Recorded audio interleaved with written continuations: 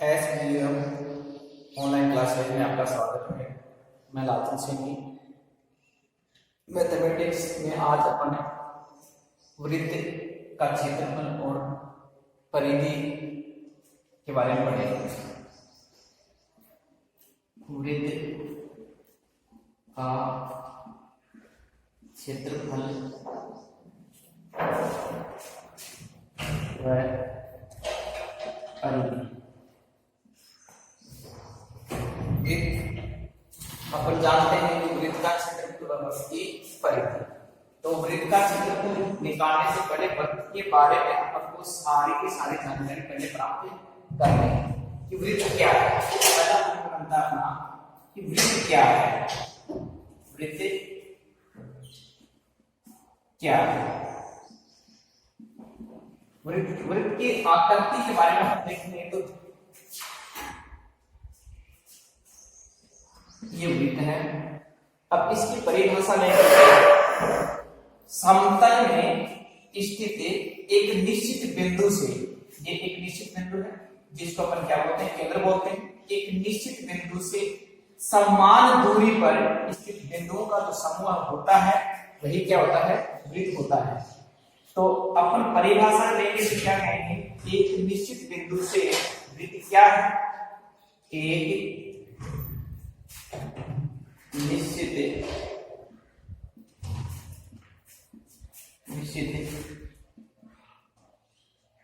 बिंदु से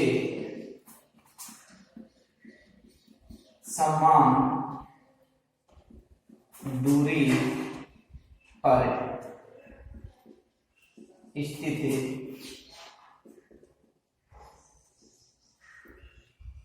बिंदुओं का समूह है वृत्त कहलाता है। अब देखना, ये एक कोई निश्चित बिंदु है और इस बिंदु का नाम है केंद्र। इस निश्चित बिंदु से समान दूरी पर बिंदुओं का समूह है। ये बिंदु का समूह हो गया और ये जो समूह बना रहा है, इन समूह के द्वारा जो आकृति बन रही है उस आकृति का नाम है वृत्त। अब वृत्त का अपने को पता चल चुका है वृत्त में क्या क्या होता है, क्या तय देखना है। वृत्त में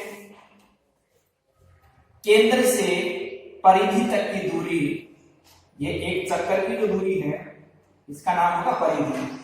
इसको क्या कहेंगे, परिधि।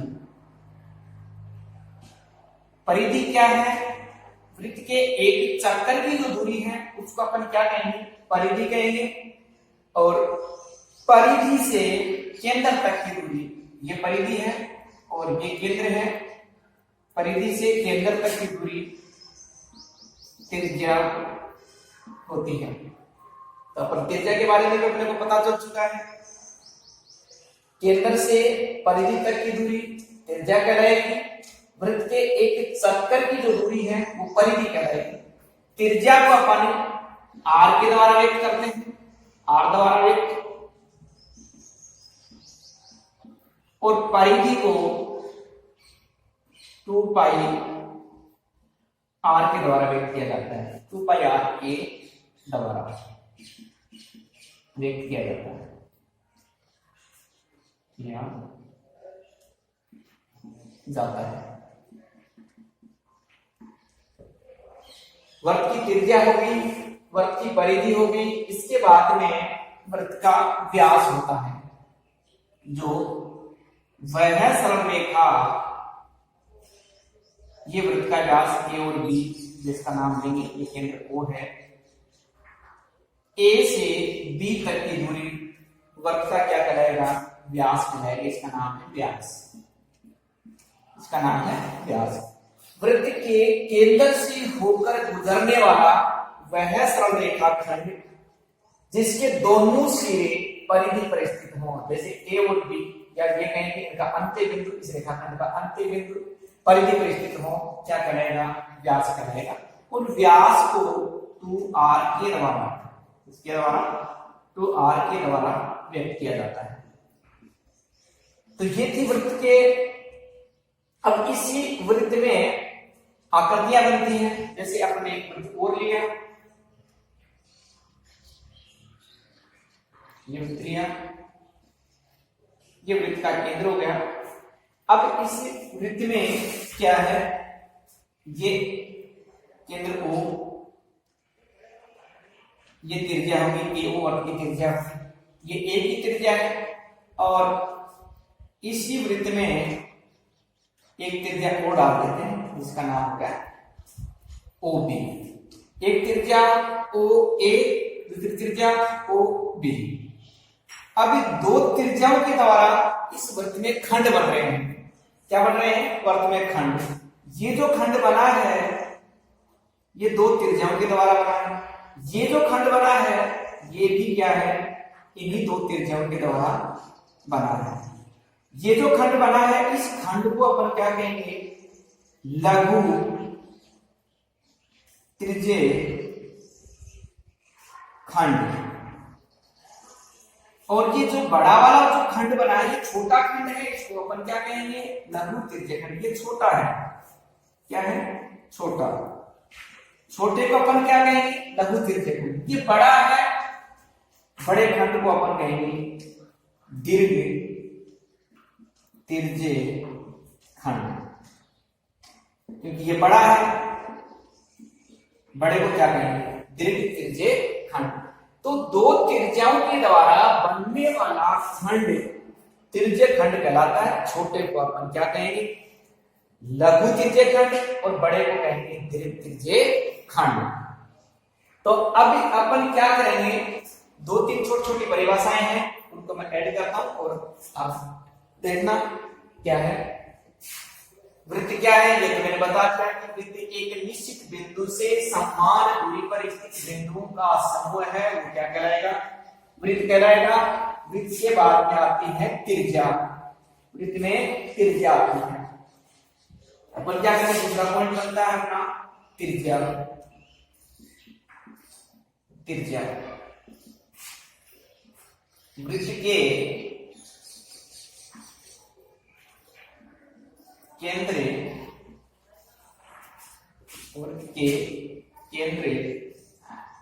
से परिधि तक की दूरी त्रिज्या कहलाती है। और इसी त्रिज्या को R के द्वारा व्यक्त किया जाता है। त्रिज्या को R के द्वारा व्यक्त किया जाता है। त्रिज्या के बाद में आता है व्यास। व्यास वह सरल रेखाखंड, वह सरल रेखाखंड, वह सरल रेखाखंड जो वृत्त के केंद्र से होकर गुजरता हो तथा रेखाखंड के दोनों सिरे परिधि पर स्थित हो, व्यास कहलाता है।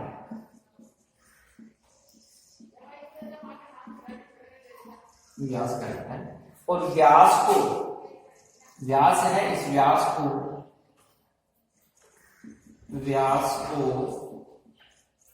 2R के द्वारा व्यक्त किया जाता है। व्यक्त किया जाता है। व्यास ही एक ऐसा रेखाखंड है, जैसे अपन ये वृत्त बना लिया और इस वृत्त में ये केंद्र हो गया और इसका नाम अपने पास क्या हो गया, व्यास। व्यास हो गया। यही व्यास है, ये जो व्यास ए और बी है, ये व्यास वृत्त को दो समान भागों में बांट देता है, दो समान भागों में बांटता है, दो समान भागों में बांटता है। ये दोनों जो समान भाग, पहला भाग ये हो गया, दूसरा भाग ये हो गया, ये कहीं पहला भाग ये हो गया, दूसरा भाग ये हो गया, दोनों समान भाग हो गए। दोनों समान भाग जो बने हैं, ये दोनों भाग पहला और दूसरा, ये कहेंगे ये पहला ये दूसरा, तो ये जो दोनों भाग बने हैं, ये दोनों भाग अर्धवृत्त कहलाएंगे। क्या कहलाएंगे, अर्धवृत्त, अर्धवृत्त कहलाएंगे। क्या हो जाएगा, अर्धवृत्त। ये दोनों समान भाग जो बने हैं वो अर्धवृत्त कहलाएंगे। अब इसके बाद व्यास के बाद में आता है चौथा पॉइंट आता है अपना, वर्त हो गया, त्रिज्या हो गई, व्यास हो गया, इसके बाद में आती है परिधि। परिधि, परिधि क्या है, परिधि क्या है, वृत्त के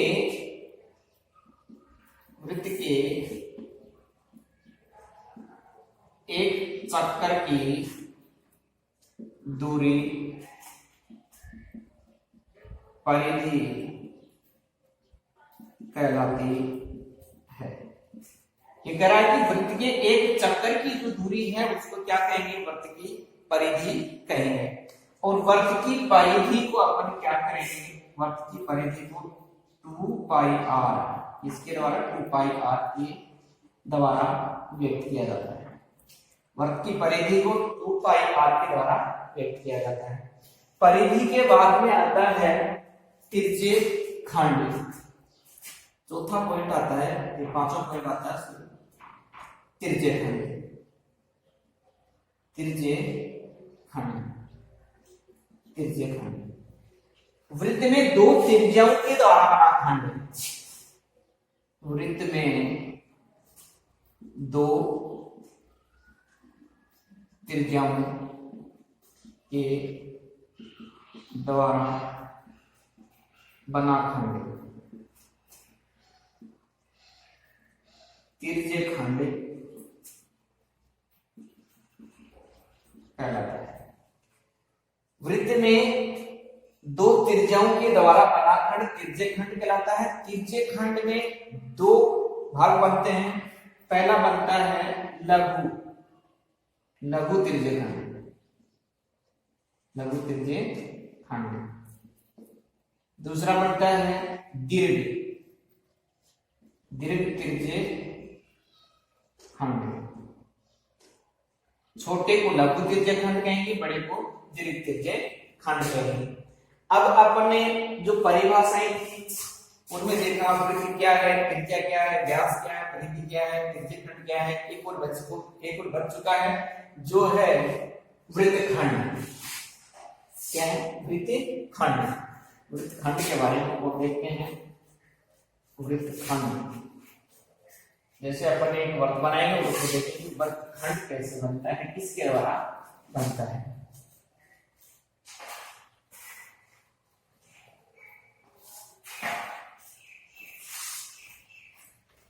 वृत्तखंड,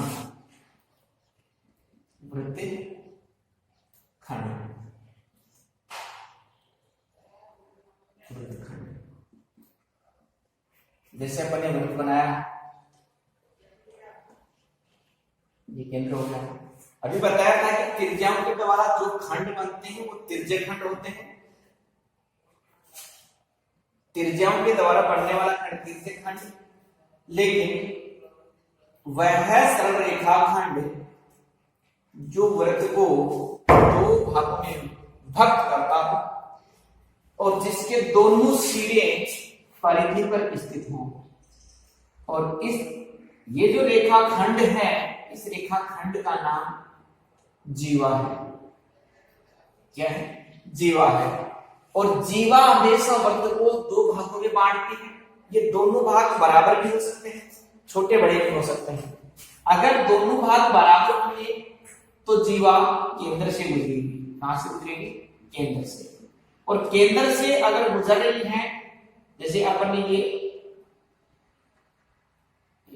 जीवा डाले अपन ने ए और बी, जो केंद्र से गुजर रही है, इस जीवा का नाम व्यास भी है, और वर्त की सबसे बड़ी जीवा व्यास होता है, और ये व्यास है वो वर्त को दो भागों में बांटता है। ये दोनों भाग बराबर हो जाते हैं और दोनों बराबर समान भाग अर्धवर्त कहलाते हैं। लेकिन अगर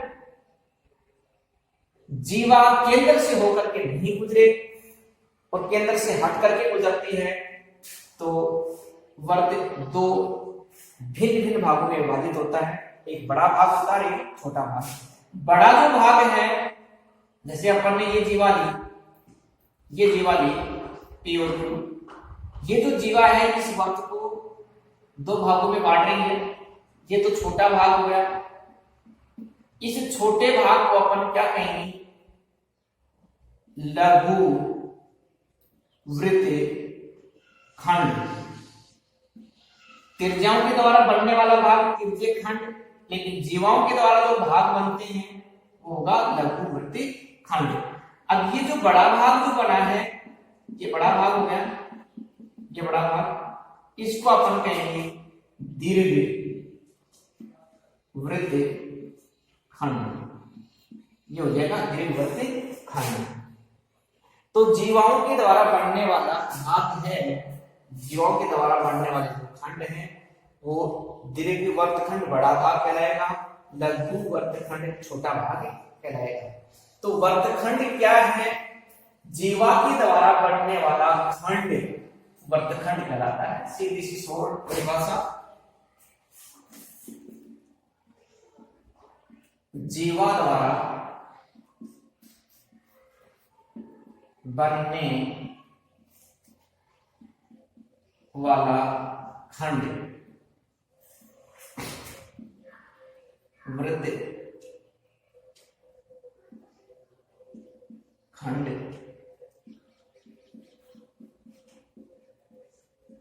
कहलाता है। जीवा द्वारा बनने वाला खंड वर्तखंड कहलाता है।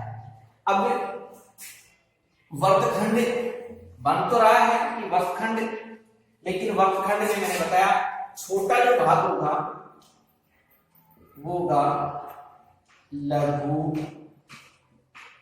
वृत्त खंड।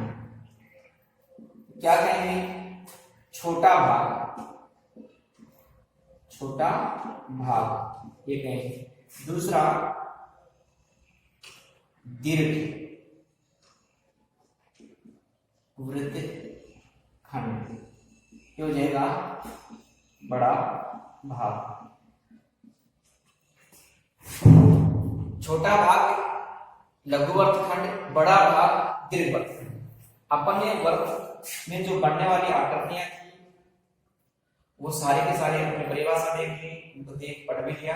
अब इसके बाद में आता है वृत्त का क्षेत्रफल। ये तो अभी तक अपन ने क्या किया था, वर्त के बारे में नॉर्मल परिचय किया था। अब आता है वृत्त का क्षेत्रफल। क्षेत्रफल क्या होता है उसके बारे में हम पढ़ेंगे कि क्षेत्रफल क्या है। क्षेत्रफल क्या है? अब है वृत्त का क्षेत्रफल। वृत्त का क्षेत्रफल, तो क्षेत्रफल क्या है? समतल में, या ये कहेंगे समतलीय आकृतियों द्वारा समतल में घेरा गया स्थान क्या कहलाएगा? क्षेत्रफल कहलाएगा। तो अपन वृत्त का क्षेत्रफल के बारे में बात कर रहे हैं। तो वृत्त द्वारा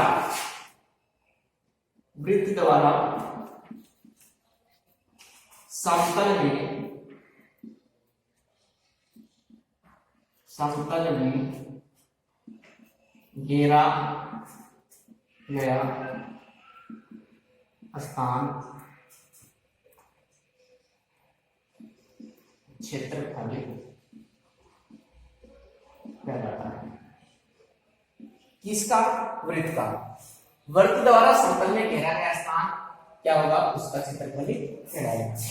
अब क्षेत्रफल के बारे में अपने को पता चल चुका है। अब अपन के सवालों के बारे में चर्चा करते हैं कि सवाल माध्यमिक शिक्षा बोर्ड में कैसे आते हैं, किस प्रकार से आते हैं, उनके बारे में अपने चर्चा करेंगे।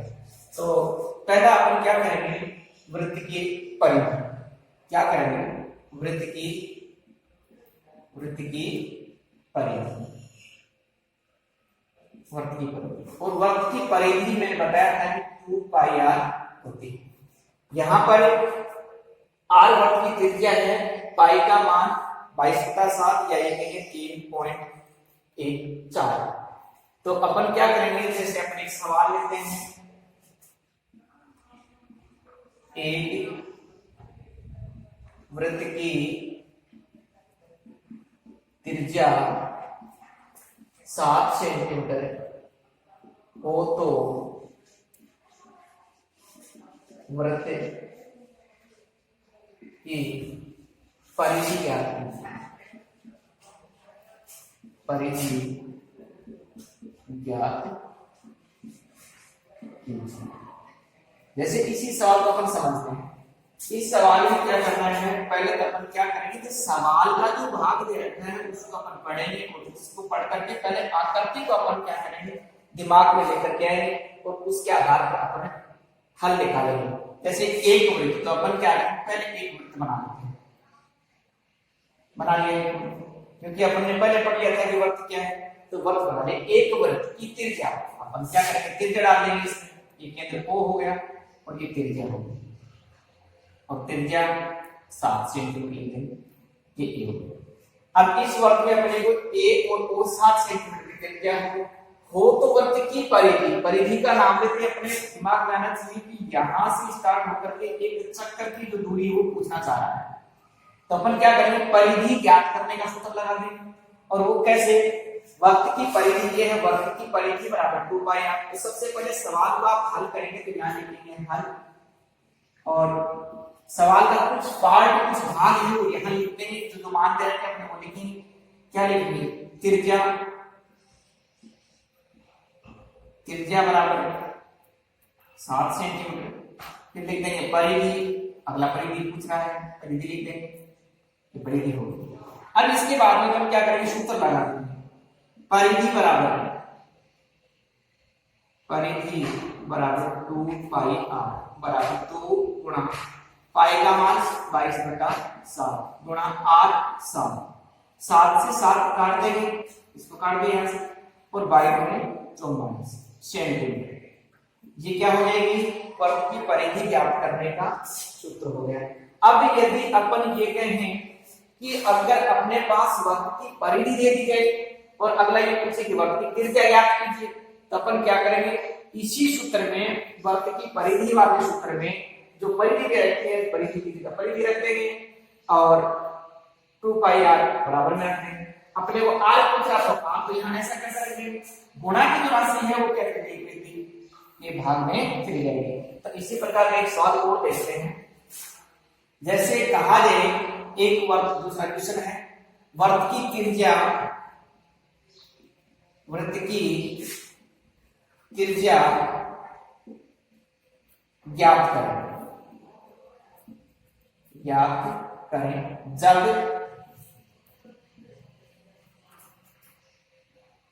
वृत्त की परिधि 304 सेंटीमीटर हो। जैसे अपने पास दे दिया 304 सेंटीमीटर, ये वृत्त की परिधि दे रखी है, क्या दे रखी है, वृत्त की परिधि। तो अपन क्या करेंगे, परिधि बराबर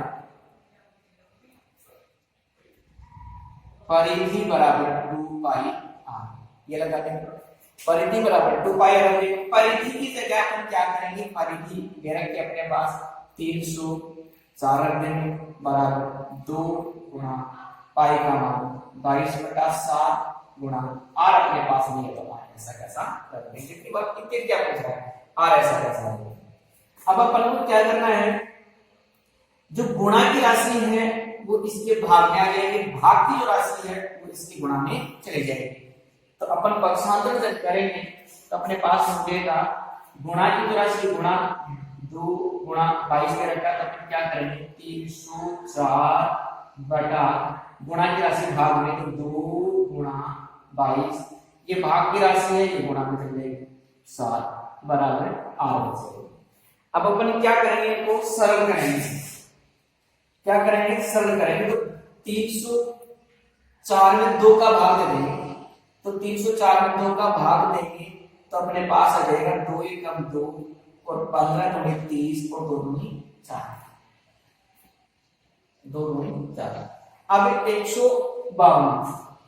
152 यहाँ अपन त्रिज्या ये लेते हैं 114 लेते हैं, इससे भाग देने की सुविधा हो जाएगी 314 और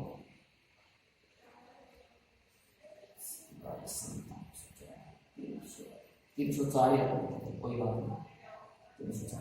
अब क्या करेंगे 152 में अपन क्या करेंगे 152 को 7 से गुणा कर देंगे, 7 गुणी 14 1 और 15 संख्या 105 और 1 105 106 1064 हो गया। अब इसमें 22 का भाग दे देंगे, हम क्या करेंगे 22 का भाग दे देंगे, तो 22 चौके 88 22 चौके 88 बच गए 8 1 और 4। अब जाएगा इसमें भाग है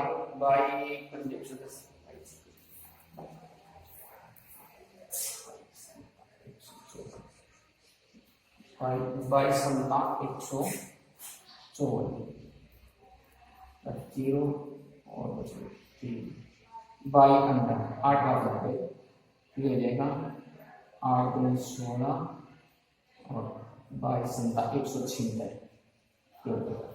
बच गया अपने पास 14 में से 6 गया 8 6 14 और कुछ नहीं बचेगा, लगा देंगे पॉइंट और उतार लेंगे 0 और 22 का 66। इस प्रकार से अपने पास आ जाएगा त्रिज्या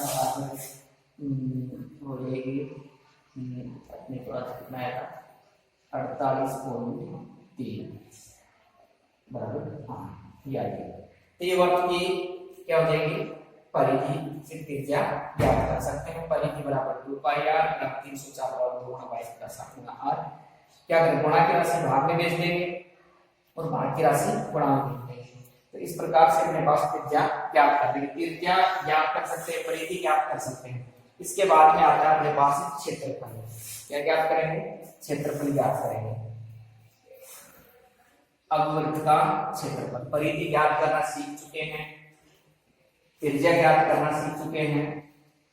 अब आएगा वृत्त का क्षेत्रफल। वृत्त के क्षेत्रफल में एक सूत्र है वृत्त का क्षेत्रफल, वृत्त का क्षेत्रफल,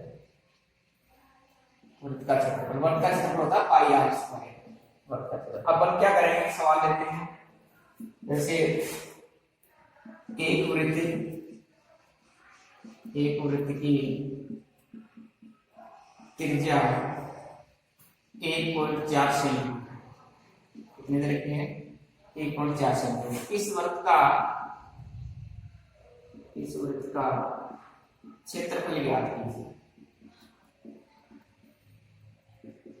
क्या करेंगे पहले दे रखा है वृत्त की त्रिज्या का अपन लिखेंगे हल और यहाँ लिखेंगे r बराबर 1.4 सेंटीमीटर।